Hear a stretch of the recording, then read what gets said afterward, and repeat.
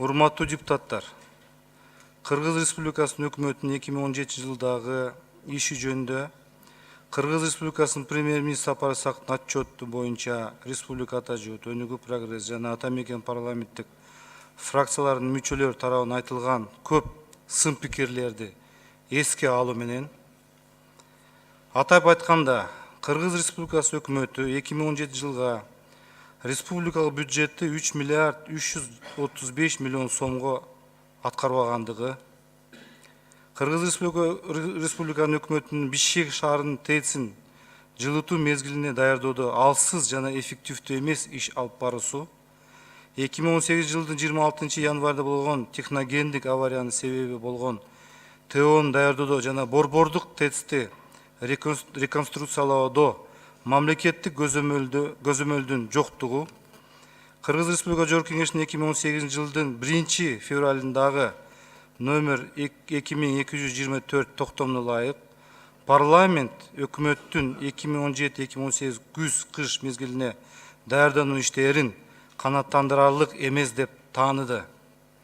2017 жылдын 1 октябрында Кыргызстандын 2 шаарында пилоттук режимде ишке киргизилет деп премьер-министр Сапар Исаков жарыялаган коопсуз шаар долбоорунун ишке ашырылбаганы,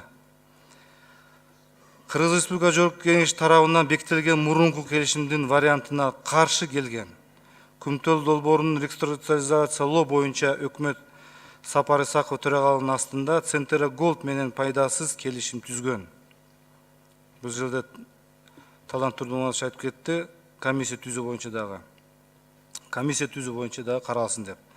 Жалпы Кыргыз Республикасынын репутациясына терс таасирин тийгизген кичи гидроэлектростанциялар жана жогорку нарын каскадын куруу жана эксплуатацияга киргизүү боюнча Кыргыз Республикасынын өкмөтү менен Liglas Trade чехиялык компаниясынын ортосунда келишимге кол коюлгандан кийинки саясий чыр. Кыргыз Республикасынын өкмөт башчысынын кадрларды тандоодогу эффективдүү саясаттын жоктугу, Кыргыз Республикасы өкмөтүнүн структурасындагы тиешелүү жогорку саясий кызматтарга талапкерлердин кесиптик квалификациясынын деңгээлинин жетишсиздиги, көптөгөн өкмөттүк стратегия жана программалардын эффективдүү эмес ишке ашырылышы, аларды ишке ашыруунун так индикаторлордун жоктугу жана ал стратегиялардын максатына жетпегени, жаңы доор 40 кадам программасынын чегинде 2023 кыска мөөнөттүк планын ишке ашырылбаганы, Кыргыз Республика өкмөтү жергиликтүү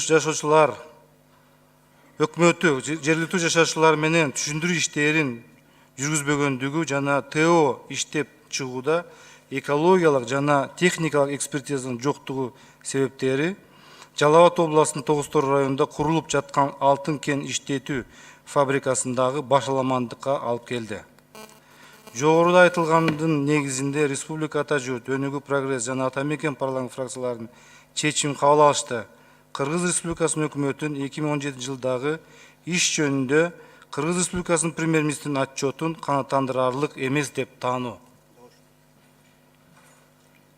Урматтуу депутаттар, сунуштар менен эске алуу менен депутаттар айтылган сын пикирлер менен мен добушка коем. Добуш бериңиздер. Макул. Каршы. 1, 2. Калыс. Жок. Макул көпчүлүк болду, кабыл алынды. Каршы 2 депутат болду.